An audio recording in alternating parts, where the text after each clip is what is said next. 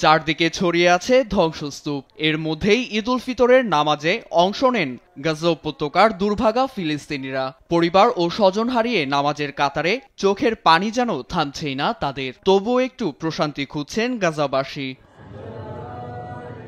ঈদের দিনেও জীবন দিতে হয় ফিলিস্তিনিদের। উপত্যকার সশস্ত্র গোষ্ঠী হামাসকে নির্মূলের নামে ঈদের দিনেও হামলা চালায় দখলদার ইসরায়েল। এতে নারী ও শিশুর প্রাণ গেছে বলেও জানায় ফিলিস্তিনি কর্তৃপক্ষ।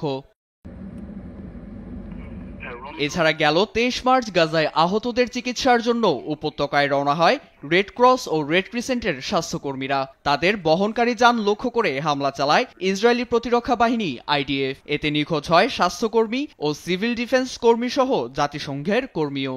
7 দিন পর ফিলিস্তিনি রেড ক্রস সোসাইটি পিআরসিএস এর সহায়তায় ঘটনাস্থলে মাটি খুঁড়ে উদ্ধার করা হয় নিহতদের দেহাবশেষ। আইডিএফ এর এই হামলার তীব্র নিন্দা জানায় সংস্থা দুটির কেন্দ্রীয় দপ্তর ও জাতিসংঘ। 7 দিন আগে স্বাস্থ্যকর্মীদের দলটি এখানে এসেছিল। তাদের গাড়িতে হামলা হয়েছে। প্রথমবারের মতো ইসরায়েল যাত্রীবাহী গাড়িতে হামলা করেছে। আমরা এখন থেকে মাটি খুঁড়ে তাদের দেহাবশেষ উদ্ধার করছি।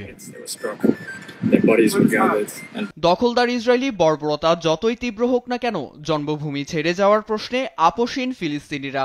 রোববার ভূমি দিবসে আমৃত্যু নিজ জন্মভূমিতে কাটানোর তীব্র ইচ্ছা প্রকাশ করে গাজাবাসী। ফিলিস্তিনিদের একটি প্রচলিত প্রবাদ আছে, ঘরবিহীন মানুষের কোনো প্রকার মর্যাদা নেই। নিজ ভূমি ছাড়তে যখন আমাদের বাধ্য করা হয়েছিল, আমরা তখনই আমাদের মর্যাদা হারিয়েছি।